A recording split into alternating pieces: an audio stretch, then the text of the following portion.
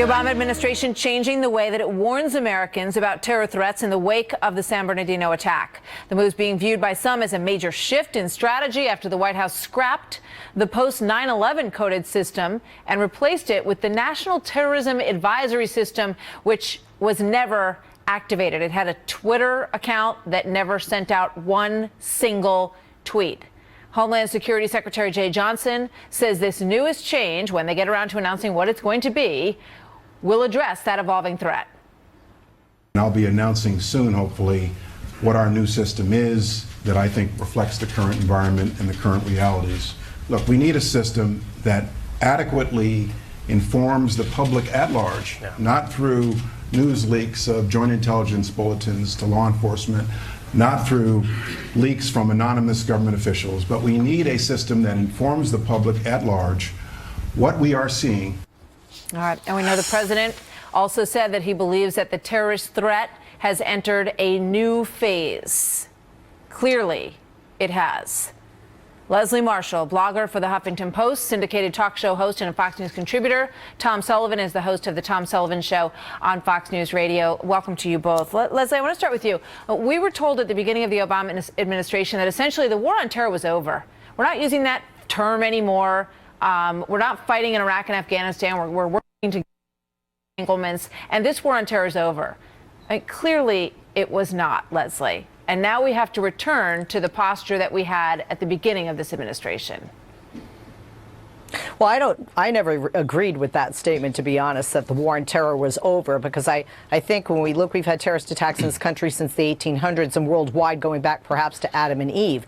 But with regard to the alert system, I think because any government has a fluid situation, especially as we're seeing now with terrorism, that we have to have what's most adequate. The color-coded one that's being showed on the screen right now, for a lot of Americans, myself included, was A, confusing, and B, when you go to the airport, it would give us a sense of fear when you would see red, but it didn't really give us specifics as to what does that mean, why is it that color, and what do we do? And I think that's what they're trying to address now, because when they first made the change, as you said, there was nothing on Twitter, nothing on Facebook. So I think what they're looking to do now is in the best interest of not only informing but educating the American people. They wanted this whole concept to go away, but sadly, it's quite obvious, Tom, that it has not gone away. It's never gone away, as Leslie points out.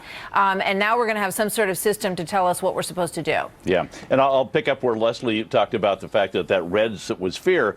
I don't think the government will ever put out the most severe run for your life sort of message. I just don't think they will.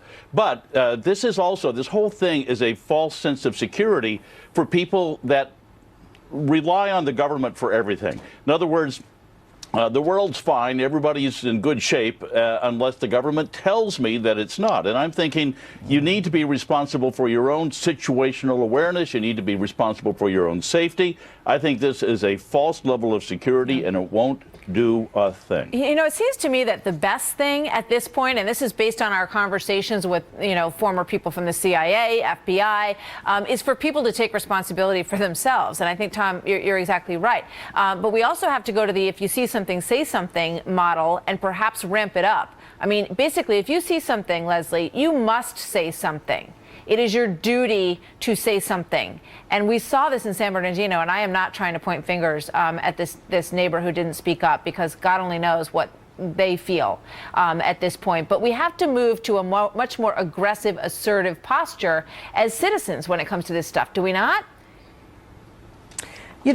Yes and no. One of the problems, if we look at what happened in this country after the Paris attacks, there were Muslims being taken, or people who had brown skin or looked Muslim or had an Arab name, etc., taken off planes nearly every day simply for saying, hey, can I sit with my wife, from Chicago to D.C. and things like that. What is suspicious? And I think perhaps we need to have an education as to that. As was said earlier on the program with regard to San Bernardino and the tragedy there, if you see something, say something. The problem is nobody saw anything. This was a quiet guy, kept to himself, and did not change his personality at work, but that they didn't want to offend anybody. The neighbors said that they had suspicions, but that they were afraid to speak up. And my point is that we have to not be afraid to speak up. The FBI quite clearly said the other day, if you bring information to us, we are not going to point the finger at you. We will respect your privacy in that situation. Now, I want to show you what they're doing in France, because we're all very familiar with the instructions that come in airplanes. This is the sad state of affairs, but this is the reality that we all have to deal with now. So they have now made these graphics that are going to be in transportation centers, showing people, A, the first thing you do, if you can run, run. B, if you cannot run, barricade yourself inside of an office. And they have pictures of people doing just that. They show people do not run at law enforcement. Put your hands up immediately so that you won't be shot at by law enforcement who think that you may be running away from a scene. I mean, Tom, you know, nobody wants to admit this, but this is the world we live in. Well, this attack in San Bernardino, I hope I'm wrong, but I doubt very much it's the last. No, I'm afraid it's not either. But the thing is, the government always has to play to the lowest common denominator. So some of these things may seem a little silly. I'm not against the government doing it. I just don't think it's very effective. But remember, go through this: the shoe bomber, the Unabomber, the Times Square bomber.